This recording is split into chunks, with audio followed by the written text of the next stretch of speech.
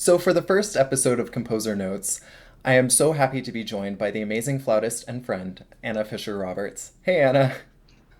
Hey, Matthew. It's so nice to see you again. But before we begin, I just wanted to read off a little bit about Anna.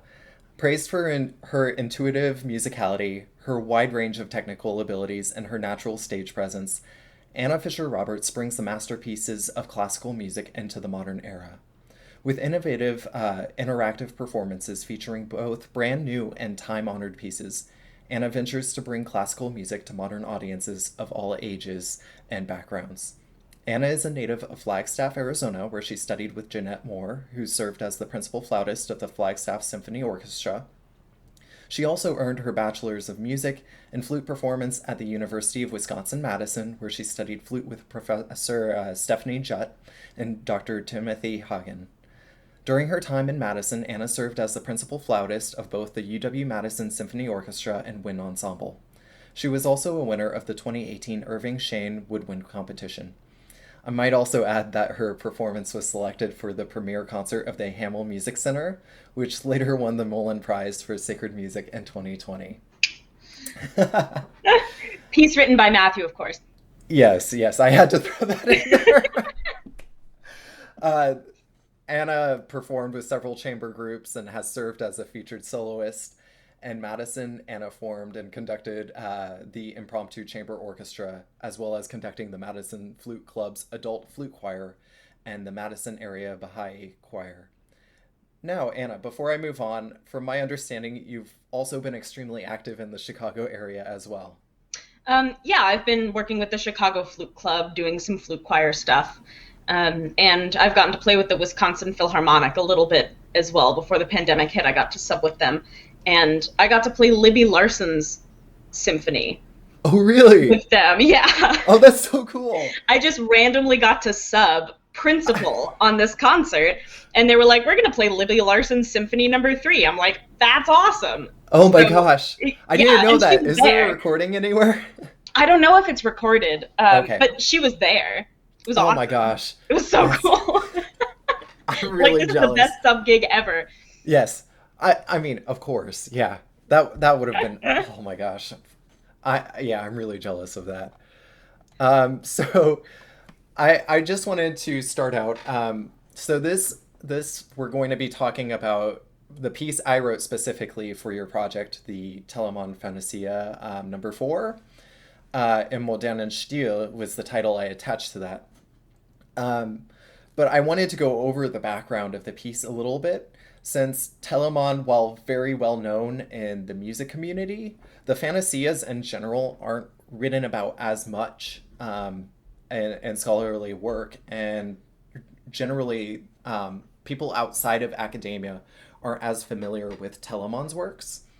So I did want to stress that the when this piece was written, instrumental solo music wasn't as common as it is today, especially for, if I'm correct, instruments like violin or flutes or clarinet or anything like that. Well, flute in particular, because flute, of course, doesn't have a bass line, and it's kind of difficult to listen to. So Telemann and Bach wrote a lot of music for solo flute that wasn't really messed with all that much, Yeah, especially not in this particular context, the context of the salon and music that would be performed like in front of nobility.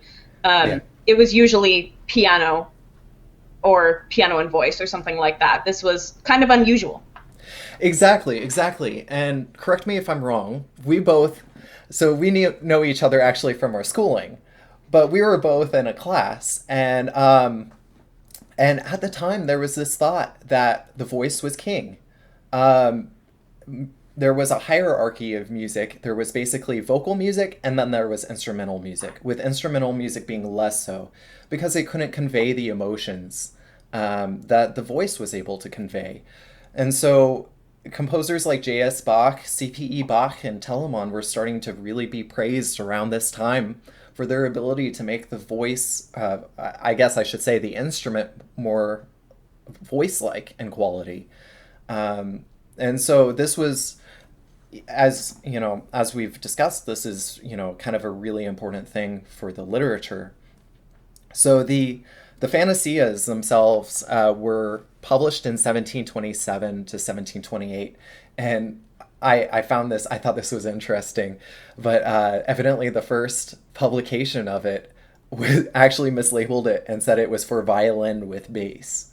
Oh, So I know, and it wasn't until subsequent publications where they said the flute fantasias. amazing. I didn't know that. I didn't either, so that was actually quite that was quite a shock for me, and I'm sure many violin performers were quite upset about that at the time. But so one of the interesting things is that each fantasia is in a different tonality or key, if you will, which was a common mode of composition at the time. Keyboardists are very familiar with this concept with the 48 preludes and fugues, as well as the 2 and 3 part inventions by J.S. Bach. But I'm also thinking about, you know, the well-tempered clavier by, you know, by Bach. So Hmm. this was very common. I didn't quite understand why this was done though. I thought maybe this was just to showcase all the different keys.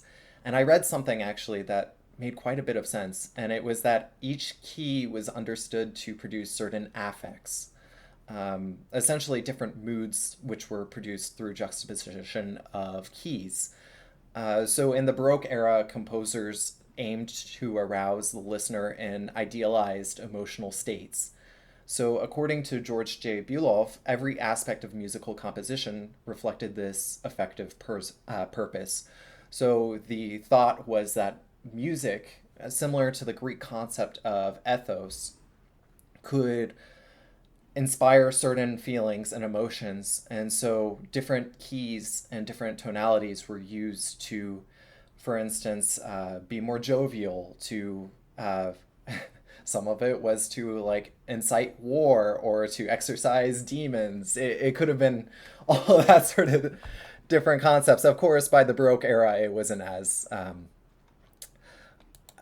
real mythical, I guess, in that sense. It did still hold a spiritual connotation. Well, But, oh, and go on. and something else that might be at stake specifically in these fantasies was that the Baroque flute had very, very different sounds for each key. Because, like the modern flute, of course, the entire point of the modern flute is to make the chromatic scale as even as possible, and modern flutists spend a lot of time. Like, modern flutists will be available with moyes de la sonorité. The whole point of de la sonorité is to make sure that every single note on the instrument sounds the same, or has the same quality, that you can produce the same quality on each note. On the Baroque flute, this just wasn't possible. Because of the composition of the instrument, it was much, much simpler. And therefore, you have to use a lot of weird cross fingerings, especially in certain keys, to produce the correct notes. And these cross fingerings have a very, very particular timbre to them. So on the Baroque flute, B flat major, like Fantasy number 4, is going to sound vastly, vastly different from D major, just because D major is a very, very open key on the flute. It's really kind of a home key for the Baroque flute. B flat major is going to involve a lot more cross fingerings, a lot more difficulty. E flat major was particularly difficult because A flats are kind of challenging on the Baroque flute, I believe. So specifically for these fantasies, it would have made an even greater difference, along with the affect that you get from the different keys in that like Renaissance Baroque view. You also have like actually very different sounds in the different keys because of the composition of the instrument it was played on.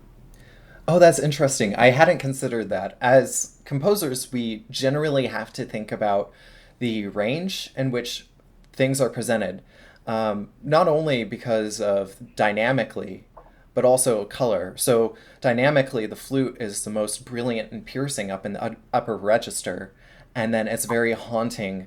It could be hollow if the flautist wants it to be that, but also very quiet in the lower register, and it can easily be covered up. In solo repertoire, it's that's not as important, but I hadn't considered the color purpose of these different keys. So that's fascinating. Yeah, because I have written here that the key of B flat was seen as a sunnier and brighter key, and So it's interesting to think of that paired with the flute.